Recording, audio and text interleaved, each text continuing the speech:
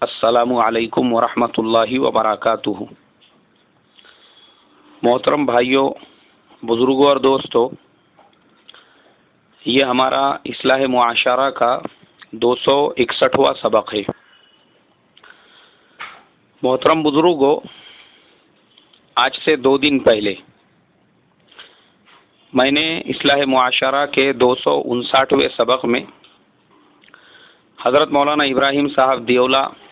دامت برکاتہم ومدد ظلہ العالی کے نظام الدین سے اپنے وطن واپس لوٹنے پر ایک سبق آپ تمام لوگوں کی خدمت میں بھیجا تھا۔ اس کے کچھ دیر بعد میں ہی حضرت مولانا کی جانب سے مولوی امتیاز صاحب کے ذریعے سے ایک خط براہ راست میرے تک پہنچا، جو 2 صفحات پر مشتمل ہے، جس کے نیچے حضرت والا کے دستخط بھی ہے، اور حضرت والا نے اس کے ساتھ میں ایک آڈیو کلپ بھی ریکارڈ کیا ہوا ہے، جس کے اندر حضرت والا نے اپنے اس خط کی تصدیق بھی فرما دی ہے کہ یہ خط میری طرف سے ہے۔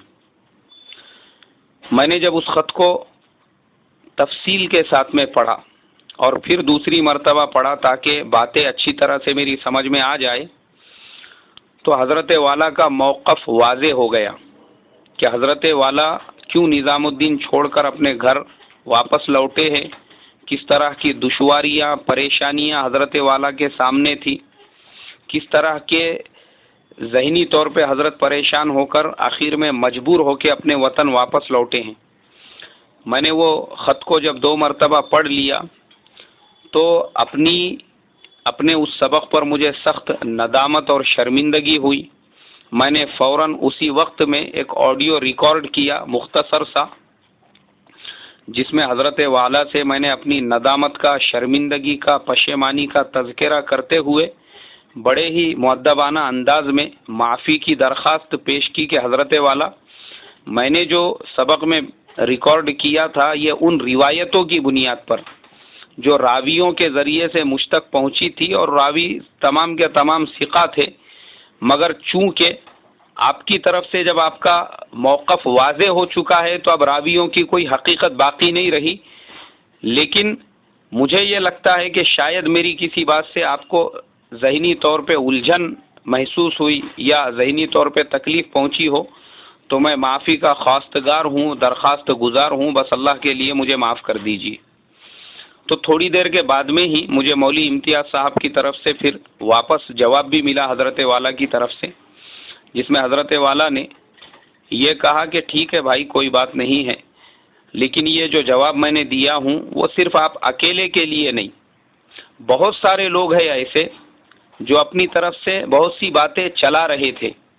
تو ایک بیان تمام لوگوں کے سامنے آ جائے خط کے ذریعے سے، اس کے لیے میں نے دیا ہوں تاکہ سارے لوگوں کو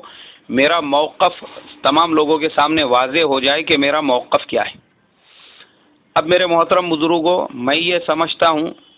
کہ شاید یہ جو معاملہ ہوا ہمارے سبق کا اور حضرت کی طرف سے اس طرح سے وضاحتی خط کے آنے کا، یہ تمام اللہ تبارک و تعالیٰ کی طرف سے ہی ہوا کہ اللہ تبارک و تعالیٰ نے پوری امت مسلمہ کے سامنے حضرت کے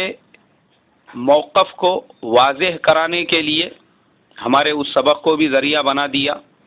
لیکن پھر بھی میں اس اپنے سبق کے لیے سخت نادم ہوں، شرمندہ ہوں،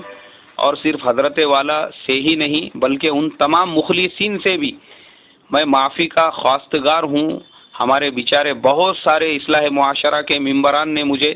اپنی طرف سے جو ہے میسیجز کیے اور لکھا کہ مولانا، ہم لوگ اصلاح معاشرہ کو سر آنکھوں پر رکھتے ہیں، لیکن آپ کا یہ جو سبق آیا ہے اس سے ہماری دل شکنی ہوئی ہے۔ تو ایسے ہمارے تمام جو دوست ہیں، تمام احباب ہیں، تمام ہمارے جو ساتھی ہیں، بھائی میں اپنی بات پہ بہت زیادہ شرمندہ ہوں، میں آپ کو بتا نہیں سکتا ہوں، اور ابھی بھی مجھے اس بات کی پشیمانی ہے، کیونکہ میرا موضوع اور میرا ٹاپک جو ہے وہ کرنٹ ٹاپک پہ، سیاست پہ، پولیٹکس پہ، حالات حاضرہ پہ اور جلسے جلوس وغیرہ، یہ تمام چیزوں پہ میں بولتے رہتا ہوں، اور مجبوراً مجھے اس لیے بولنا پڑ گیا تھا کیونکہ رمضان سے ہی بہت سے لوگوں کا تقاضا تھا اور بہت سے لوگ یہ چاہتے تھے اور وہ روزانہ جو ہے مجھے اس طرح کے کئی میسیجز مل رہے تھے. تو میں نے جب یہ معاملہ ایک دم رننگ میں آ گیا، کرنٹ معاملہ تھا حضرت کے واپسی کا، اور اس میں پھر کچھ روایتیں ایسی مل گئی اور پھر کچھ باتیں اپنے لوگوں کی طرف سے چلنے لگی، تو پھر اس کو موضوع بنا کے میں نے وہ اپنا سبق ریکارڈ کر کے آپ کی خدمت میں بھیجا تھا. لیکن جتنے بھی بھائیوں کی، ساتھیوں کی دل شکنی ہوئی ہے، میں ان سے بھی معافی چاہتا ہوں. آپ اپنے قلب کو وسیع کر کے، آپ اپنے دل کو بڑا کر کے اللہ تبارک و تعالیٰ کے لیے مجھے معاف فرما دے، اور آپ کا جس طرح سے اصلاح معاشرہ سے تعلق ہے اسے باقی رکھے، اپنا تعاون بھی اصلاح معاشرہ کے ساتھ میں رکھے. اور بس ہم اللہ تبارک و تعالیٰ سے آخر میں یہی دعا کر سکتے ہیں، اللہ تبارک و تعالیٰ ہمارے بڑوں، ہمارے بزرگوں، ہمارے اکابرین کے سائے کو